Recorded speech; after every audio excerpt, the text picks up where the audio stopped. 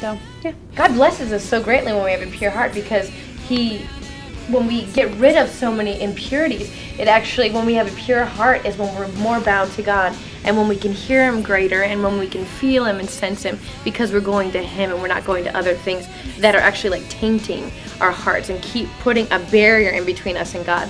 And this song we wrote, the boys song, which is for guys, so that they know they can't just brush it off on the girls. It's not just for the girls. We desire to encourage the men of our generation, the men of this world, that God desires them to live purely as well. And no matter what has been in their past, no matter what they've done or gone through, God wants to start today.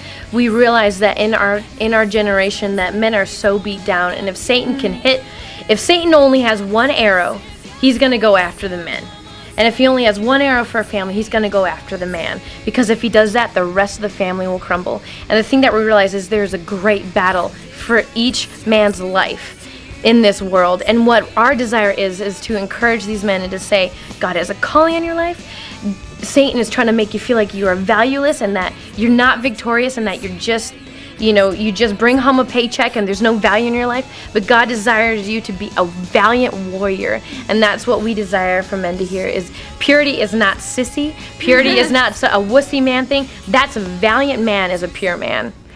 We had gotten a lot of people asking us questions of like, okay, so you kind of said you're doing the whole not dating thing. Are you really serious? Are you going to keep doing this whole thing? Or is it, come on, time to find like a boyfriend because you're really closed off. You're really, getting old. You're getting old. And, and just this whole thing of like, do you really think this is actually going to work? Or you're actually going to ever get married and never have, pursue dating relationships?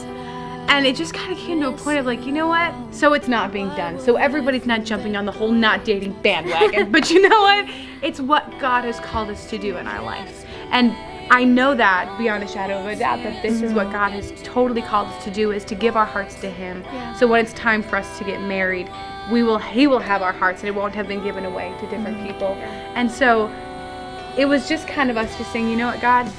I don't ever regret saying that you're mine, and I don't regret living this life that I'm living. And so, so maybe dating looks like it could be fun. Maybe it looks like it would be whatever, everybody else is doing it. Maybe I'd fit in more because I'm doing it, but not a day goes by that I'm like, gee, I'd ever make this commitment.